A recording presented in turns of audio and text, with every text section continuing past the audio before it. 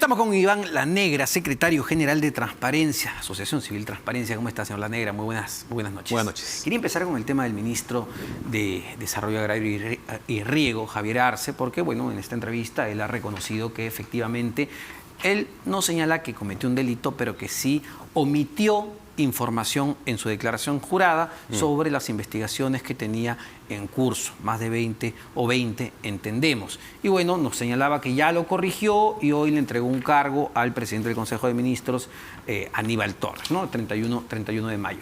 ¿Frente a qué nos encontramos? ¿Frente a una falta administrativa? ¿Frente a un delito? ¿Qué es esto? Falta ya hay, ¿no? Claramente la omisión de información de la cual se tuvo conocimiento sin ninguna duda, porque él mismo lo ha reconocido, ya implica una falta. Eso ya no hay discusión. El tema sobre si hay un delito implica, pues, como ocurre con cualquier tipo de ámbito penal, la voluntad. O sea, tiene que haber un dolo, digamos, en principio, ¿no? Podría haber un caso de negligencia, pero es un tema que los penalistas tendrán que resolver, ¿no? Y claro, ya es una cuestión que sus abogados seguramente buscarán una manera de defenderlo, ¿no? Pero el discurso, el delito de falsedad genérica ya es un tema que está sobre la mesa, ¿no? Pero en el tema administrativo no hay ninguna duda, porque era su obligación, era una declaración jurada, era una obligación suya, bajo su responsabilidad, el dar información completa que él disponía, ¿no? Y además, esto es muy importante, la información no ha sido, digamos, luego cubierta por un tema propio, sino porque ha salido en la prensa. O sea, si los medios de comunicación no encontraban la información, él no lo hubiera cubierto, al parecer. Entonces ya hay un problema serio administrativo al menos. Pero también hay un tema político. Sí, claro, porque, a ver, primero, sobre este tema administrativo o penal, sea el caso, no te olvidas, pues, que tienes 20 investigaciones y la pregunta es sumamente concreta. Le dicen aquí, ¿usted ha tenido investigaciones fiscales y o procesos judiciales? ¿Sí o no? Así de simple, ¿sí o no? Sí, no hay duda de que omitió la información y que es su responsabilidad. Ya la gravedad de la situación es una cosa, como digo, que las investigaciones del Ministerio Público y sus abogados tendrán que resolverlo. Pero que hay un tema administrativo, no hay duda, porque hay, como digo, una omisión clara y aceptada por el propio funcionario. Y eso va en contra de un conjunto de leyes. Para empezar, la ley del Código de Ética de la Función Pública, que tiene un principio básico que es el de la veracidad, que uno asume que los funcionarios dicen la verdad, ¿no? Y está claro que en este caso no se cumplió con ese principio. Y además, como estaba diciendo, hay una responsabilidad política, porque con ese tipo de situación compromete al gobierno. Es decir, el funcionario responsable de verificar la información, que es el presidente del Consejo de Ministros, como mínimo ha sido sorprendido. Digo, como mínimo, ¿no? Si es que no cumplió con su función adecuadamente de verificar la información. Que en la práctica es su jefe. Exactamente. Le está mintiendo o le ha omitido información a su jefe. Entonces uno se pregunta, bueno, ¿qué decisión política va a tomar su jefe? No, y además que es como digo, el acto que ha cometido compromete al gobierno, pone, digamos, un tema, digamos, sin razón, ¿no?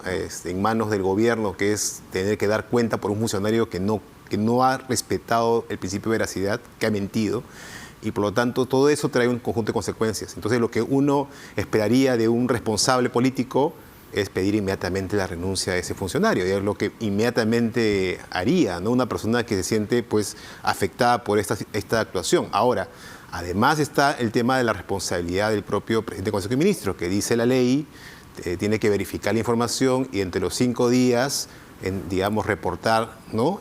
Que ha cumplido con ese rol, ¿no? Porque yo me pongo a pensar, a ver, en la presidencia del Consejo de Ministros, son una oficina bastante grande deben tener gente especializada en verificar, a ver, quién es tal persona, ¿no? ¿Qué antecedentes tiene? ¿Qué ha hecho? Pero por varias razones y por varios antecedentes, creo que eso no está ocurriendo.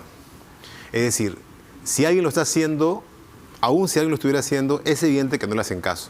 Porque si fuera un caso de 20, uno diría, bueno, puede haber ocurrido algo así, pero es tan recurrente el hecho de que se descubren antecedentes de falta, claro, de unidad en tantos funcionarios que o no se hace, o si se hace, no se le toma en cuenta. Ahora, ¿qué mensaje da el gobierno, qué mensaje da el presidente y el premier, si luego que el propio ministro de Estado reconoce, sí, pues omití información, no dije toda la verdad, no pasa absolutamente nada y él continúa en el cargo? ¿Qué mensaje da?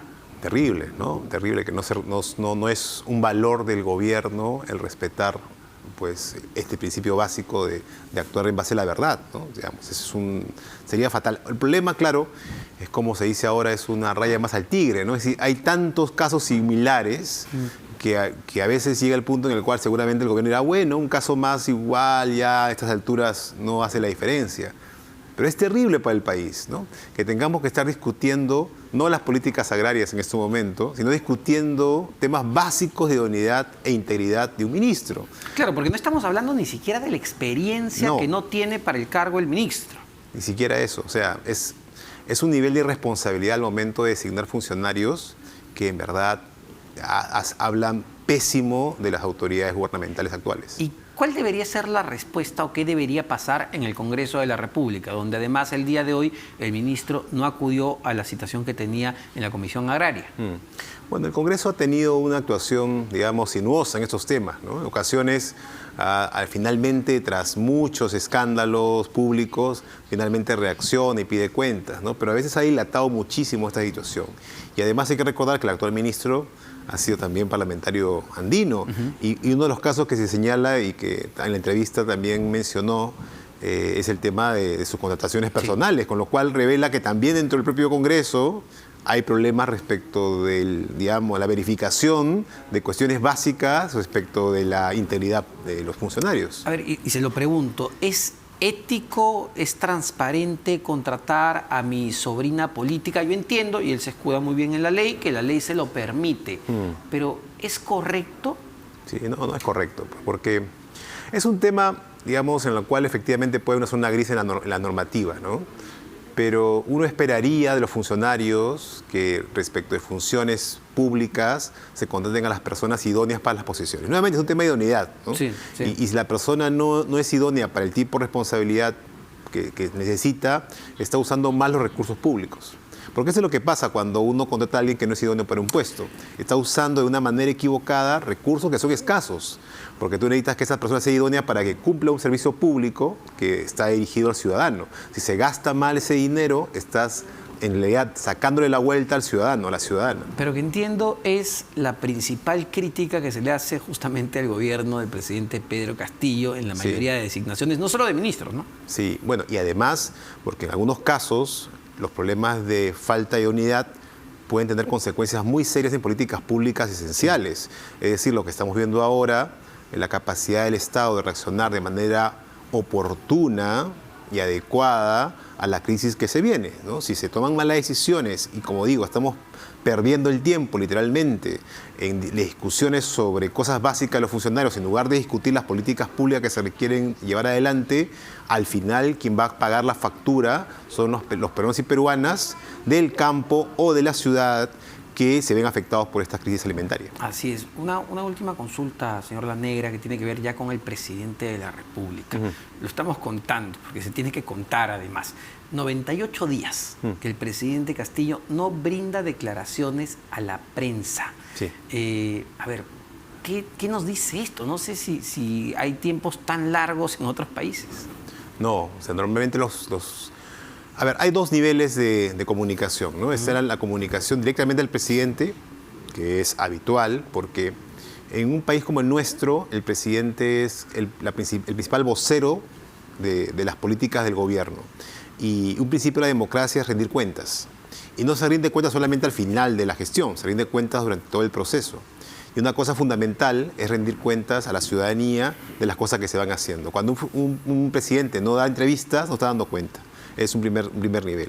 Pero además hay otro segundo nivel, ¿no? Que es también muy evidente, que es su, digamos, limitación respecto de lo que él puede decir a los medios. Y creo que tiene ahí una limitación seria por los problemas que él enfrenta y por la falta de ideas sobre cómo enfrentar la situación que tenemos en agenda en el país. Muchísimas gracias, señor Iván La Negra, secretario general de la Asociación Civil Transparencia. Vamos a venir en instantes con otro tema importante que tiene que ver con el retiro de los fondos privados de pensiones. Ya se ha operativizado la norma, se va a poder a partir de este mes y estamos con Elio Sánchez, superintendente adjunto de AFP de la SBS, para conocer todos los detalles, pero vamos a una pausa sumamente rápida y venimos con todo lo que usted tiene que saber para retirar su AFP, si lo quiere hacer.